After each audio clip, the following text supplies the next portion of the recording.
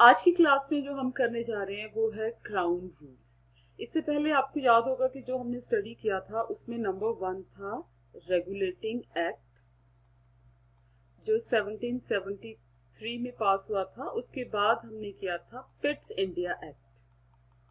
पिट्स India Act जो था that was of 1784। Then we have done the charter acts. बहुत सारे हमने चार्टर एक्ट्स किए थे। 1793 का नंबर 1 था। Then we have done the next of 1813, then 1833 और उसके बाद हमने किया था 1853। ये सारे के सारे जितने भी रूल्स हमने पहले किए थे ये सारे के सारे अंडर किसके अंडर पास हुए थे? ब्रिटिश ईस्ट इंडिया कंपनी के। अब जो हम करने जा रहे हैं that is the crown rule.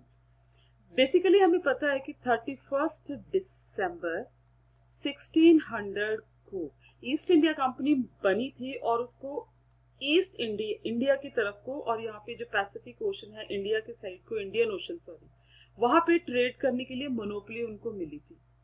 लेकिन फ्रॉम दिस डेट इन 1618 में नियर अबाउट वो इंडिया आई और उसके बाद वो यहाँ पे जितना भी उन्होंने वर्क किया वो कैरी रहा उनका 1858 तक ईस्ट इंडिया कंपनी का।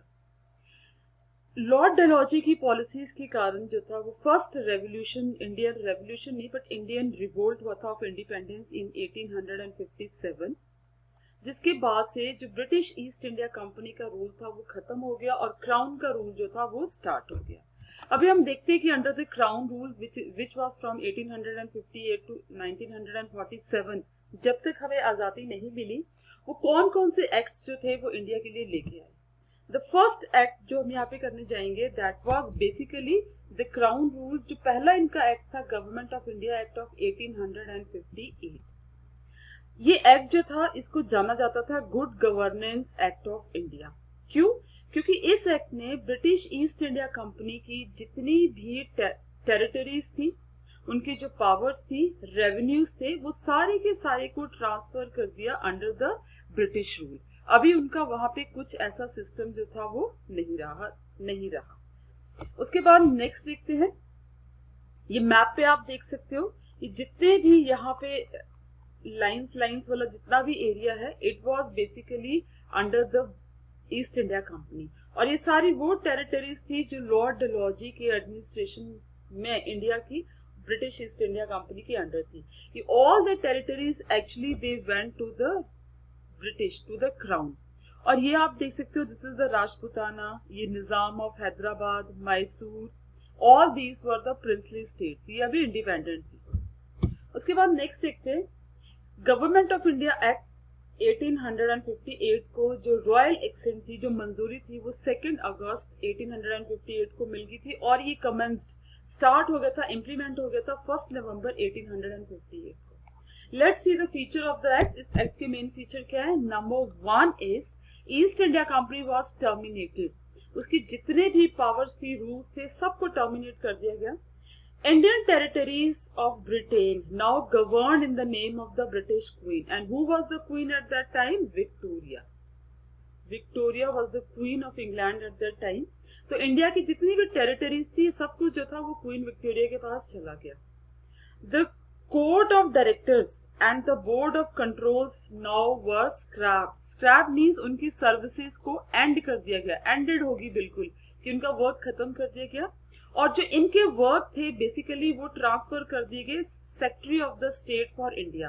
The power of East India company's director court of directors now they were given to the secretary of India, जितनी भी इनकी पावर्स थी।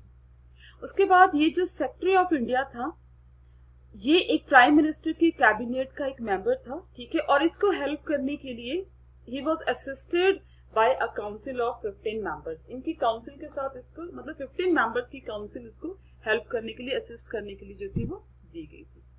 और सबसे इंपॉर्टेंट बात क्या थी उस टाइम पे यहाँ पे कि if the president of the board of control means board of control का प्रेसिडेंट अगर secretary of the state for the India appoint होता है तो उसकी जो सीट थी हाउस ऑफ कॉमन्स में वो विकेट नहीं होती थी, वो खाली नहीं होती थी और इन सब की salaries either he was the secretary of the state, और उसके अंडर जितने भी अदर पर्सन थे, काउंसिल थी 15 मेंबर्स की, उनकी जितनी भी सैलरीज थी those were actually paid out of the revenue of India. Means India के ऊपर ये भी एक एक्स्ट्रा एक तरह का खर्चा था। उसके बाद देखो, जो क्वीन विक्टोरिया थी उसने बोला था, she promised that the people of India, उनको प्रॉमिस किया गया था कि आपको जो आपके राइट्स हैं वो मिलेंगे, दो they never got all those rights, but उनको प्रॉमिस दिया गया। The second promise was given that कि उनको complete freedom of religion ensure करेगी। उनको बोला गया कि आपको धर्म की स्वतंत्रता है, आप जो रिलीजन चाहो उसको फॉलो कर सकते हो। जैसे कि मिशनरीज आए थे यहाँ पे क्रिश्चियनिटी स्प्रेड करने के लिए, इस तरह की कोई भी जो चीज थी उसको उन्होंने फोर्सफुली इम्प्लीमेंट नहीं किया। Along with that, gradually participation in the administration, Indians को ये भी प्रॉमिस किया गया कि आपको इंडिया की एडमिनिस्ट्रेशन में धीरे धीरे जो है वो एक रोल दिया जाएगा। This was also the promise. Pardon मतलब माफ कर दिया गया उन सबको, किन सब इंडियंस को जो कि इस रिवोल्ट में पार्टिसिपेट किए थे, except those who killed the British people. जिन्होंने ब्रिटिश लोगों को मारा था सिर्फ उनको पार्डन नहीं किया, बाकी रेस्ट ऑफ द जितने भी रिवोल्ट करने वाले थे उनको पार्डन कर दिया गया, माफ कर दिया गया। एंड ये एक्ट क्या बोलता था? The act said that princess of the states, means जो भी हमने देखी थी निजाम ऑफ, जो आपके मैसूर थी, निजाम ऑफ हैदराबाद थे, राजपुताना था, उन सारे प्रिंसेस को क्या बोला कि वो जो उनका स्टेटस है, जैसे वो स्टेटस पे इस टाइम है, इंडिपेंडेंट है, तो वो इंडिपेंडेंट ही रहेंगे।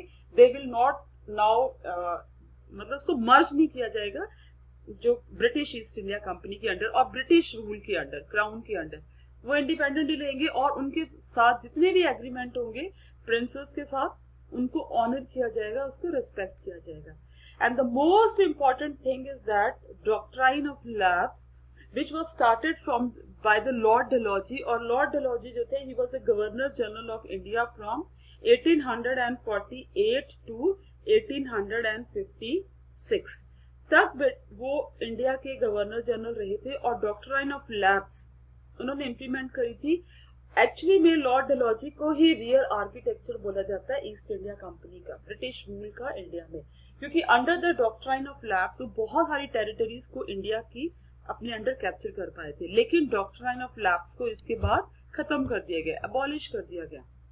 On the other hand, the representative of the British government, जो ब्रिटिश गवर्नमेंट का रिप्रेजेंटेटिव था वो गवर्नर जनरल और वाइसराय, ये दोनों एक ही पर्सन थे। मतलब जो गवर्नर जनरल की पोस्ट थी अब वो बोली जाती थी वाइसराय की पोस्ट, सो दैट कंफ्लिक्ट ना हो, कोई अलग गवर्नर जनरल नहीं होगा, अलग वाइसराय नहीं होगा, दोनों एक ही होंगे।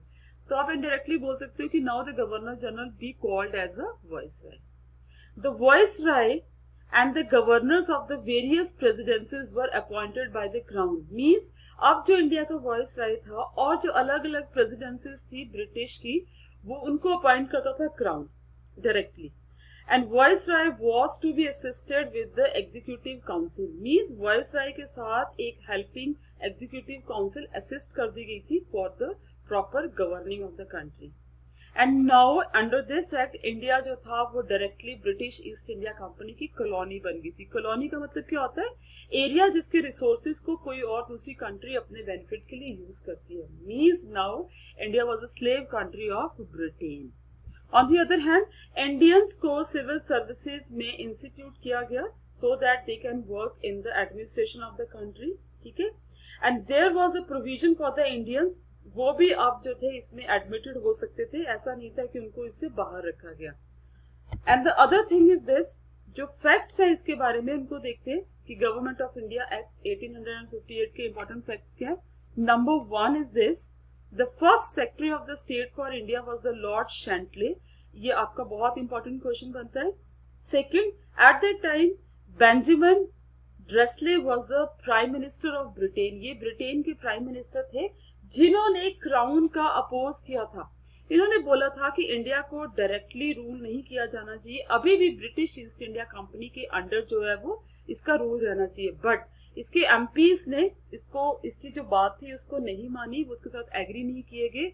और ये जो बिल था, गवर्नमेंट ऑफ इंडिया एक्ट का जो बिल था, गवर्नमेंट ऑफ इंडिया एक्ट वाला जो बिल था, बेसिकली उसको हाउस ऑफ कॉमन्स में बहुत इजीली पास कर दिया गया। मींस इसका कोई भी विरोध नहीं हुआ, कोई भी इसका अपोज नहीं हुआ, बिकॉज एमपीज जो थे वो इसके फेवर में थे।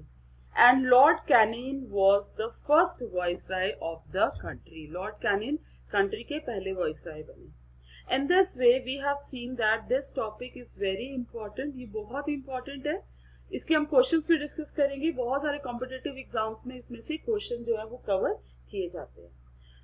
तो आज के लिए इतना ही है. कल फिर दूसरे लेसन के साथ हम मिलते हैं.